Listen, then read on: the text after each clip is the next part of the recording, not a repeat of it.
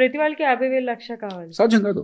చాలా మంది అభిప్రాయం ఏంటంటే గవర్నమెంట్ తేరగా కూర్చోబెట్టి జీతాలు ఇవ్వాలి, పని చేయకపోయినా పోషించాలి, మార్కెట్లో 20,000 ఉంటే వాళ్ళకి 60,000 ఇవ్వాలి, పని చేయకపోయినా కూడా వాళ్ళని అలాగే కాపాడుకోవాలా, వాళ్ళ లంచాలు మింగినా కూడా సహించాలా, వాళ్ళు పెన్షన్ కంట్రిబ్యూషన్ చేయకుండా పెన్షన్లు ఇవ్వాలా. ఇది సమాజానికి సాధ్యం కాదు. ఈ సమాజంలో 197 మంది ప్రభుత్వం బయట ఉన్నారు, 185 మంది అసంఘటిత రంగంలో రెక్కాడితే డొక్కాడుకున్నారు.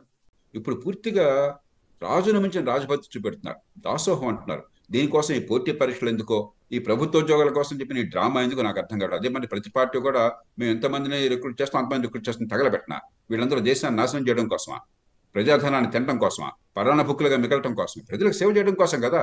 మళ్ళీ ఉద్యోగాలకు వెళ్లే ముందు ప్రతివాడు నేను ప్రజల సేవ కోసం దేశం కోసం అని మాట్లాడతాడు. వచ్చిన తర్వాత దానిలో చాలా మంది భీరువులు అయిపోతున్నారు, తేలిగ్గా లొంగిపోతున్నారు, లంచగొంటలు అయిపోతున్నారు, పైవాడికి